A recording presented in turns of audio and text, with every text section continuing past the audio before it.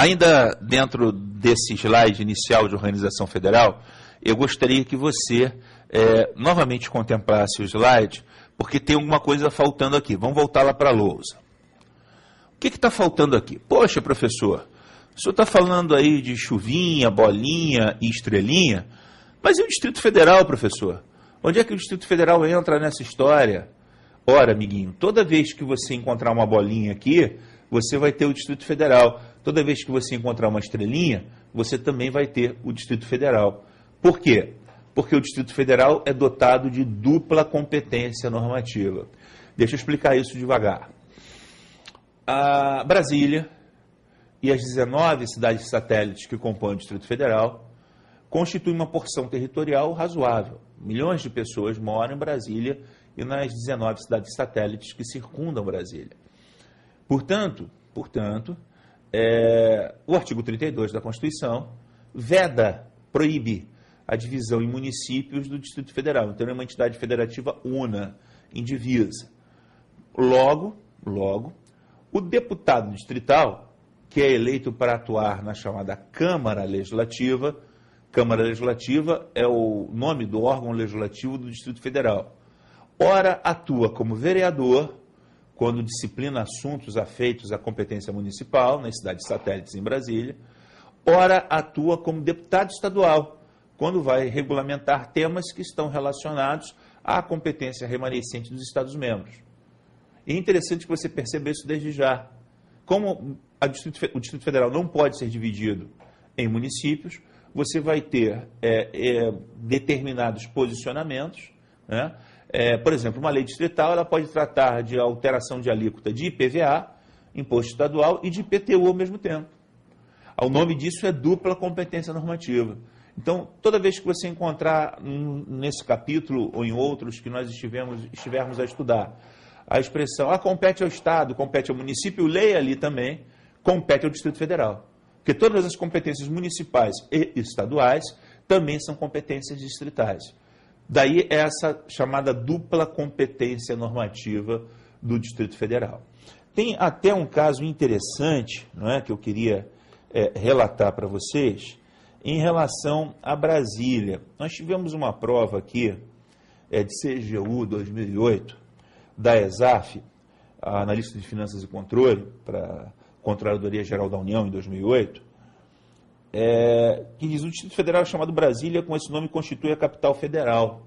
Eles deram essa opção como correta. Essa questão foi muito polêmica, porque está subentendido aqui, no que eu estou explicando para você, que o Distrito Federal é chamado de Brasília com esse nome constituído capital federal. O Distrito Federal não é chamado de Brasília. Quer dizer, Brasília é uma parte do Distrito Federal, mas a ESAF entendeu essa opção como correta. Eu acho que essa opção está incorreta, mas o fato é que a ESAF entendeu correto, isso é de 2008. E aí o que você pode perceber é que, poxa, embora a questão não seja pacífica, para ESAF, Brasília e Distrito Federal são expressões sinônimas.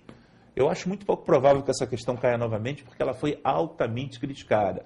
Mas se você estiver fazendo uma prova da ESAF e esbarrar com essa questão, então entenda que Brasília e Distrito Federal são expressões sinônimas para a ESAF, embora a maioria dos doutrinadores não concorde com isso.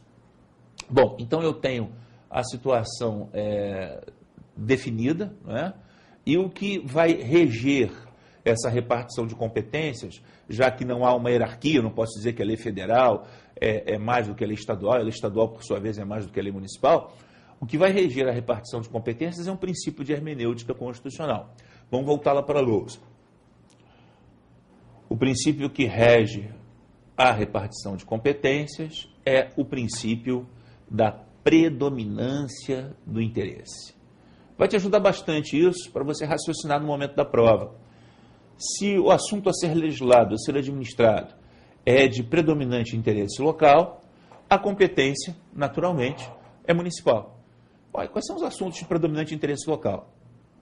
Sei lá, coleta de lixo domiciliar, iluminação das vias públicas urbanas, conservação das vias públicas urbanas, parques e jardins, transporte público intramunicipal.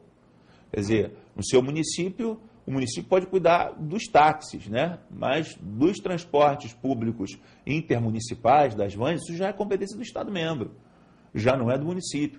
Então, existe essa, digamos assim, essa dica. O Supremo, há alguns anos atrás, disse que serviço funerário é assunto de predominante interesse local. O que o Supremo quis dizer com isso? Que só os municípios podem disciplinar concessão pública para funerárias, disciplinar todo o processo de serviço funerário. Então, você tem assuntos de predominante interesse local, competência municipal. Como a gente viu na súmula 645 do STF, na aula passada, horário de funcionamento de estabelecimento comercial é assunto de predominante interesse local também. Vamos voltar lá para o slide. Se o assunto é de interesse predominantemente regional, por exemplo, transporte público intermunicipal, a competência do Estado-membro.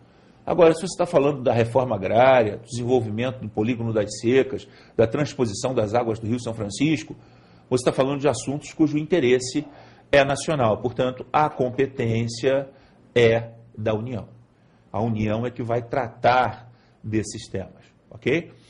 Também é interessante que o amigo perceba, a amiga perceba, que quando você está estudando para concurso público, é sempre bom a gente relembrar algumas coisas. Então, vamos fazer um mini flashback, né, como dizem lá nos normais. Vamos voltar lá para o slide. Imaginando que toda a competência do Estado brasileiro está dentro desta moldura, a União fica com a maior parte, com o maior espaço, entre os artigos 21 e 22. O que não está enumerado para a União está para o município no artigo 30. O que sobra fica para o Estado no 25, parágrafo 1º. Há uma área de competência onde vou ter os municípios, os estados e a União, administrando sobre temas comuns de forma paralela, no artigo 23. E há uma área de competência onde a União estabelece as normas gerais e os estados vão ter um espaço para legislarem suplementarmente para atender às suas especificidades na competência concorrente do artigo 24. Foi esse o resumo do que nós vimos até aqui. Né?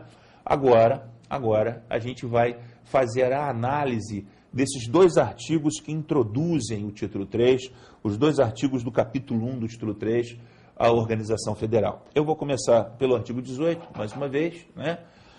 Você está lendo o artigo 18 enquanto eu estou falando, você está vendo aí que a União, os estados, o Distrito Federal e os municípios são todos autônomos, quer dizer, ninguém é soberano. Aí o parágrafo 1º coloca Brasília como capital federal. A gente já falou daquela polêmica envolvendo essa questão de 2008. O parágrafo 2º trata os territórios federais. Os territórios federais integram a União, são de competência. A União é que vai criar os territórios federais por lei complementar. A gente já teve a oportunidade de tratar dos territórios federais quando nós falávamos dos princípios fundamentais, mas só para fazer a menção do artigo 18, parágrafo 2º, sempre remetendo você ao artigo 33 também, né? Quando você quiser saber alguma coisa mais sobre o território federal. Né? Há uma questão aqui da ESAF de 2004, que é o Ministério Público da União, né? Em decorrência do princípio federativo, a União, os Estados, o Distrito Federal, os municípios, os territórios são entes da organização político-administrativa do Brasil. Resposta errada, né? Porque os territórios federais não são entes municipais. A gente já tinha conversado, né? Não vamos voltar a tratar desse assunto. A criação, fusão, desmembramento de entes e territórios, você vai ver no parágrafo 3º e no parágrafo 4º. Quer dizer, você tem ali, no parágrafo 3º, os estados e os territórios federais, como eles podem ser criados, fusionados ou desmembrados, e no parágrafo 4º você vai ter os municípios. O parágrafo 3º tem a seguinte redação: os estados podem incorporar-se entre si, subdividir-se ou desmembrar-se, para se anexarem a outros ou formarem novos estados ou territórios federais, mediante a aprovação da população diretamente interessada, através de plebiscito do Congresso Nacional por lei complementar. Então, eu tenho que ter a aprovação do Congresso de uma lei complementar, que até hoje não existe, e a aprovação por plebiscito da população diretamente interessada como pré-requisito para que os estados se incorporem, subdividam-se ou desmembrem-se. Né?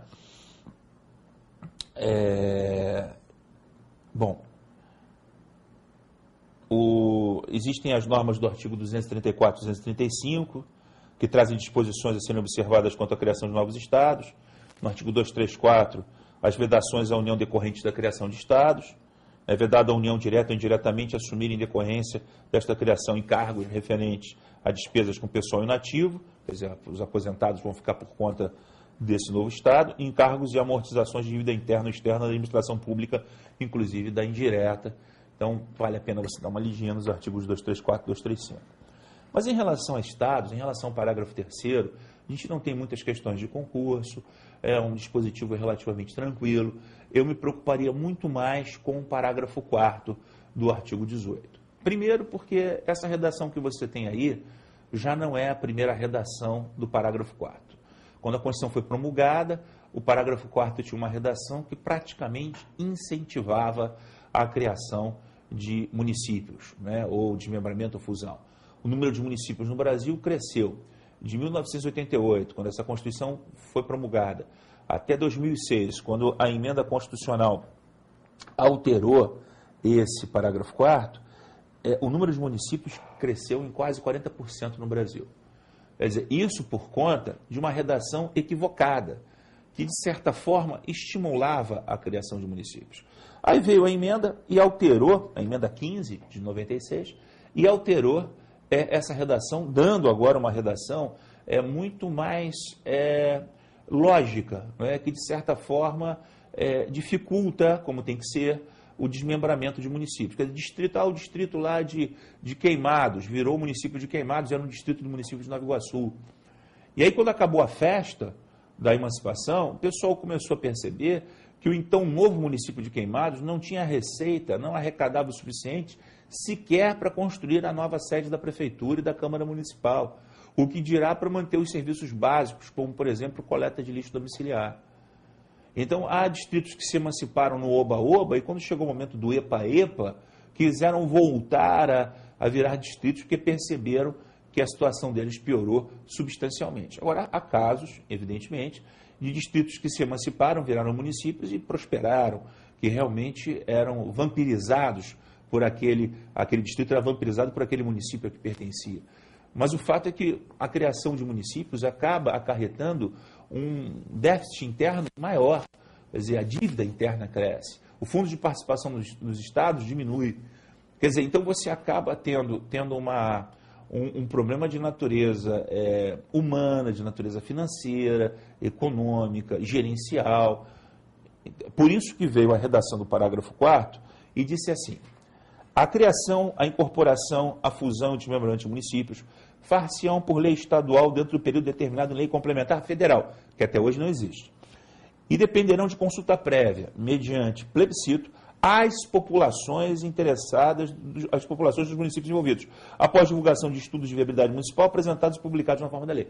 Quer dizer, então o distrito quer se emancipar, o plebiscito não vai ser feito apenas no distrito, vai ser feito nos distritos circunvizinhos, para verificar se eles concordam com a emancipação daquele distrito. Isso, sem dúvida, evita o quê? Os bairrismos, né? Evita uma exclusão social. O meu distrito é um distrito rico, então vou me emancipar para deixar os pobres para o outro município.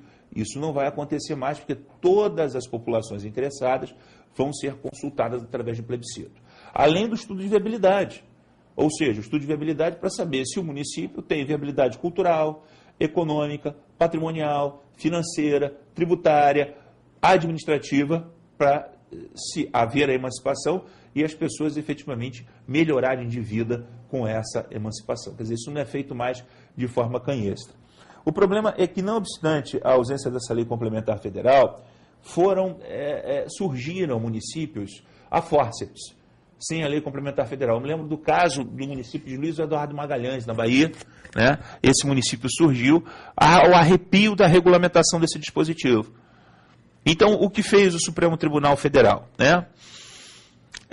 O Supremo Tribunal Federal se viu obrigado a reconhecer a existência desses municípios, a contragosto, mas as relações jurídicas já estavam muito complexas, os servidores contratados por concurso, cargos eletivos empossados.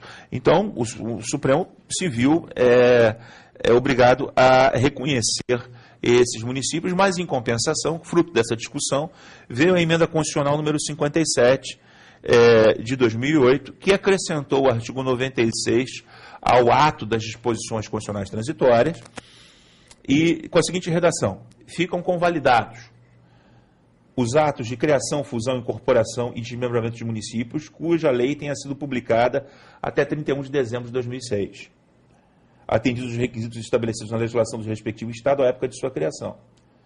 Então, se passou uma borracha no passado e disse, não, olha só, vocês municípios que foram criados ao arrepio, apesar da ausência da lei complementar federal, que deve estabelecer as regras gerais para a criação de municípios, vocês foram criados, há uma lei complementar estadual, vocês obedeceram essa lei, então tudo bem, vocês estão convalidados. Mas numa interpretação ao contrário senso, esse artigo 96 do ato transitório está dizendo o seguinte, não serão toleradas mais rebeldias.